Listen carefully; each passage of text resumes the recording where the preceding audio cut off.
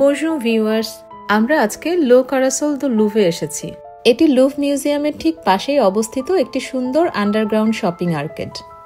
তবে আজ আমরা এখানে কোনো শিল্পকর্ম বা দর্শনীয় স্থানে বেড়াতে নয়, বরং প্যারিসের সবচেয়ে iconic dessert French macaron taste করতে এসেছি। আমরা ইতোমধ্যে বেশ কটি পাতিসেরিতে ম্যাকারন টেস্ট করেছি।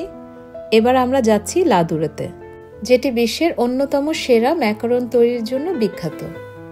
লাদুরে শুধুমাত্র একটি বেকারি বা পাতিসেরি নয়, বরং এটি ফ্রান্সের পেস্ট্রি ঐতিহ্যের অন্যতম প্রতীক।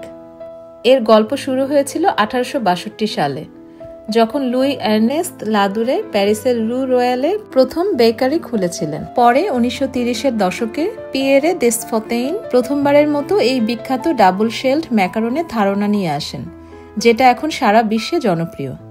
আজ লাদুরে শুধু প্যারিস নয়, Berlin, London, new York, Dubai সহ সারা বিশ্বে ছড়িয়ে পড়েছে। তবে এর আসল স্বাদ পেতে হলে আপনাকে প্যারিসের লাদুরেতেই আসতে হবে। দেখুন সবগুলো ম্যাকারন কি সুন্দর এবং colourful.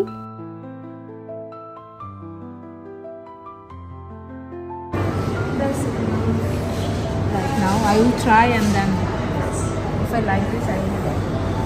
What's the flavor of that one? This one is the 1001 night, and we have Christmas spices on it. Date, cinnamon, we have ginger, cloves on it. So can I change the lemon? With the lemon, yes. এখানে আছে classic ও seasonal সব flavour. যে ম্যাকারনগুলো বিক্রি করছে তাকে জিজ্ঞেস করায় জানালো এখানের ক্লাসিক ফ্লেভারগুলোর মধ্যে ভ্যানিলা, চকলেট, পিস্তাশিও ও সল্টেড ক্যারামেলই সব থেকে বেশি জনপ্রিয়। আর এবারের সিজনাল ফ্লেভারটি ক্রিসমাস এক্সক্লুসিভ। এতে রয়েছে ডেট, সিনামন ও জিঞ্জার সহ আরো অনেক কিছু। আমি ভ্যানিলা, পিস্তাশিও, লেমন ও এখনকার সিজনাল ফ্লেভারটি অর্ডার করেছি।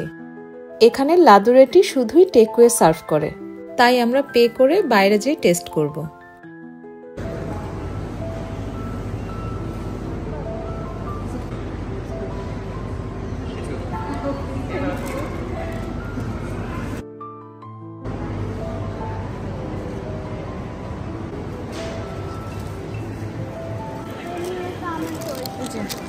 আমি দেখি খেয়ে কেমন। রাফেল ভ্যানিলা খেতে চাই।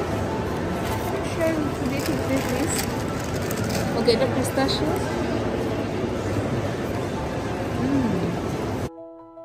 এদের পিস্তাশিও ফ্লেভারটি আসলেই অনেক মজার, আমার খুব ভালো লেগেছে। রাফায়েলের এক্সপ্রেশন দেখে কিছু জাজ করাটা ঠিক হবে না, কারণ রাফায়েল ভ্যানিলা ছাড়া অন্য কোনো ফ্লেভারই পছন্দ করে না। As usual taste. This is a different one. Purple color. এর মধ্যে অনেক কিছু আছে, ginger, cinnamon. So you're watching a popper?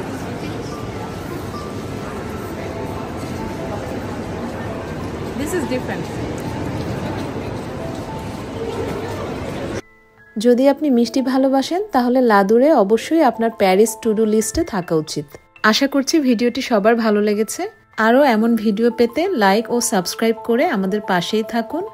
খুব শীঘ্রই ফিরবো নতুন কোনো ভিডিও নিয়ে। সেই পর্যন্ত সবাই ভালো থাকুন, সুস্থ থাকুন।